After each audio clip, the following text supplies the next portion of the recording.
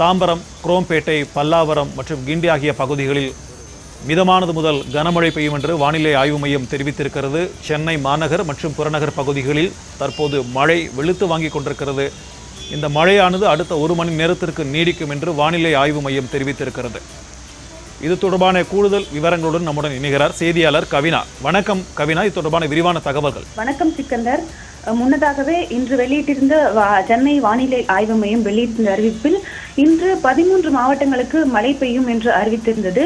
அதனைத் தொடர்ந்து தற்போது சென்னையில் ஆலந்தூர், கிண்டி, ஈக்காட்டுத்தாங்கல், அண்ணா சாலை, திருவல்லிக்கேணி ஆகிய இடங்களில் பரவலாக மழை பெய்து வருகிறது. அதனைத் தொடர்ந்து தற்போதும் சென்னை வானிலை ஆய்வு மையம் ஒரு அறிவிப்பை வெளியிட்டிருக்கிறது. அந்த அறிவிப்பில் அடுத்த 1 மணி நேரத்திற்கு இடி மற்றும் மின்னலுடன் கூடிய மிதமான மழை பெய்யும் என்றும் அறிவித்திருக்கிறது.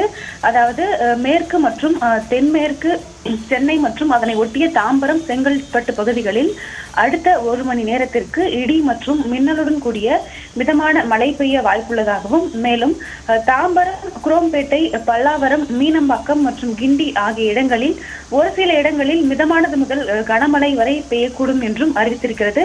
மேலும் இந்த மழைப்பொழிவு அடுத்த 30 முதல் 60 நிமிடங்களில் மத்திய சென்னையை நோக்கி பரவக்கூடும் என்றும் அந்த அறிவிப்பில் குறிப்பிடப்பட்டிருக்கிறது. மேலும் வலுவான இடி மின்னல் உருவாகும் இடங்களின் அருகில் மணிக்கு 30 முதல் 50 கிலோமீட்டர் வேகத்தில் பலத்த காற்றும் வீசும் என்றும் அந்த வானிலை ஆய்வு மையம் அறிவிப்பில் வெளியிட்டிருக்கிறது. நன்றி கவினா, உங்களுடைய விரிவான தகவல்களுக்கு.